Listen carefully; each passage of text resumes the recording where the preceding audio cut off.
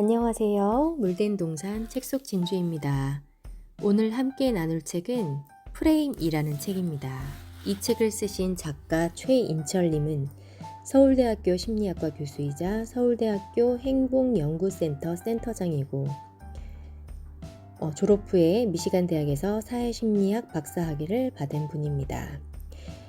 이 책을 통해서 프레임의 개념을 본격적으로 소개하고 인간과 사회를 바라보는 다양한 시각과 새로운 통찰을 일깨우며 심리학 바이블로 자리매김한 이 책을 통해서 세상을 바라보는 마음의 창을 발견하시기 바랍니다. 1장 프레임에 관한 프레임. 프레임은 한마디로 세상을 바라보는 마음의 창이다. 어떤 문제를 바라보는 관점, 세상을 향한 마인드셋, 세상에 대한 은유, 사람들에 대한 고정관념 등이 모두 프레임의 범주에 포함되는 말이다.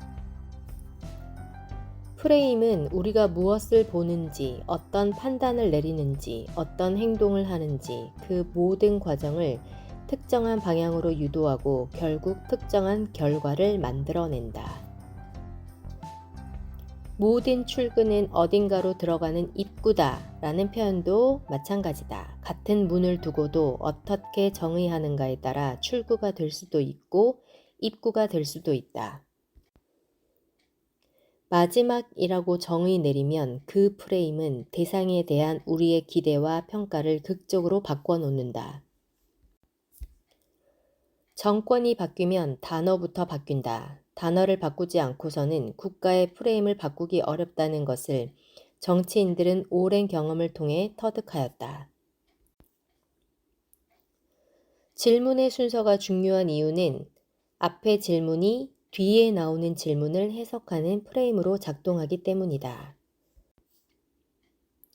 따라서 평소에 자신이 자주 던지는 질문을 점검해야 한다. 자기 삶에 대한 평가가 시시하다면 내가 시시한 질문을 던지고 있기 때문인지도 모른다. 답이 안 나오는 인생을 살고 있다면 질문에 문제가 있을 가능성이 있다.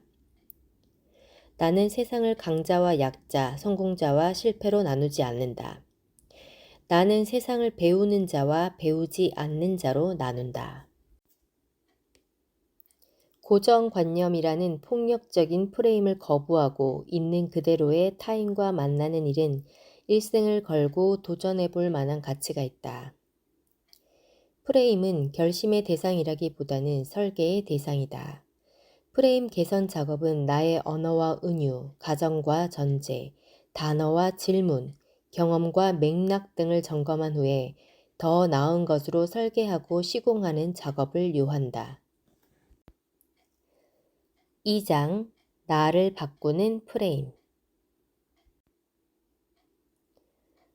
성취하는 사람의 프레임은 접근 프레임이다. 반면에 안주하는 사람의 프레임은 회피 프레임이다. 접근 프레임은 보상에 주목하기 때문에 어떤 일의 결과로 얻게 될 보상의 크기에 집중하고 그것에 열광한다. 그러나 회피 프레임은 실패 가능성에 주목한다. 안락한 지대에서 벗어나 지도 밖으로 행군하는 용기 있는 행동은 오직 접근 프레임을 가진 사람들만 가능하다. 어떤 문제에 봉착했을 때 그 해결점을 찾지 못하는 이유는 처음부터 문제의 본질이 무엇인지 제대로 프레임하지 못해서일 가능성이 높다. 프레임은 문제를 해결하는 가장 중요한 열쇠다. 3장 세상 그 참을 수 없는 애매함. 자기 개념도 단 하나로 고정되어 있는 게 아니라 프레임에 따라서 그때그때 달라진다. 그리고 그 프레임은 질문의 방향과 같은 아주 사소한 요인에 의해서 결정되기도 한다. 4장 자기 프레임, 세상의 중심은 나. 우리가 다른 사람들에 대해서 말하는 평가나 내용을 보면 다른 사람이 어떤 사람인지에 대해서보다 우리 자신이 어떤 사람인지를 더 많이 드러낸다. 5장 사람인가 상황인가 인간 행동을 보는 새로운 프레임.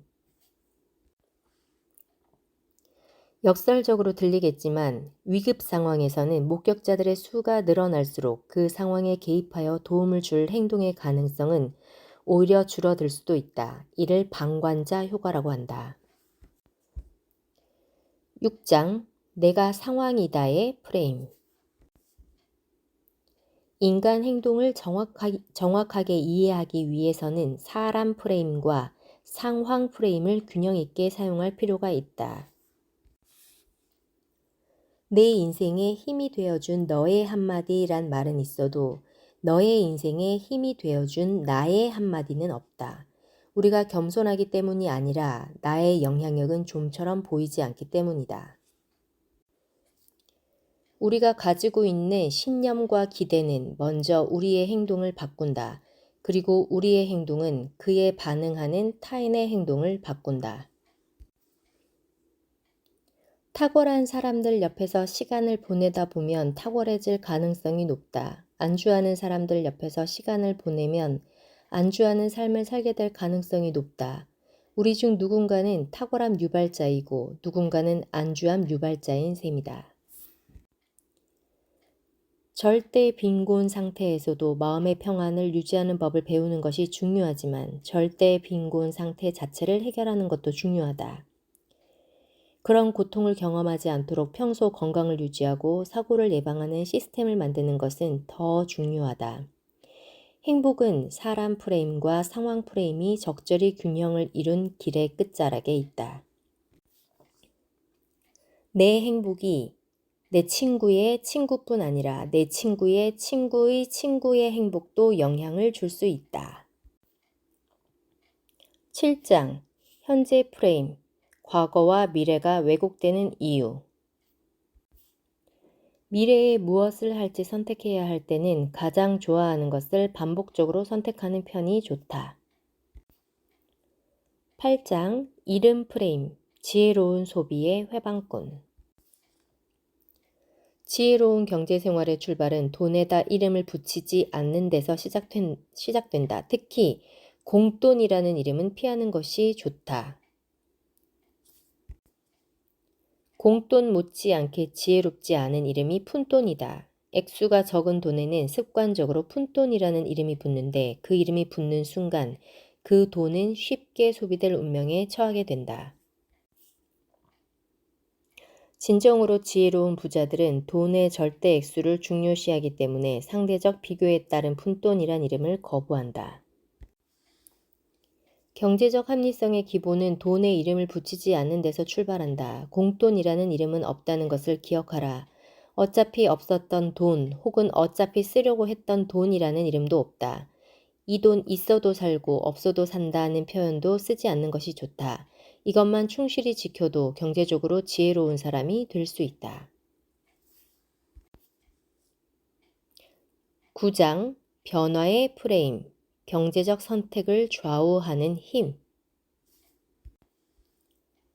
지혜로운 선택을 하기 위해서는 현재 상태로 주어져 있는 대안을 중립적인 대안으로 리프레임 해볼 필요가 있다.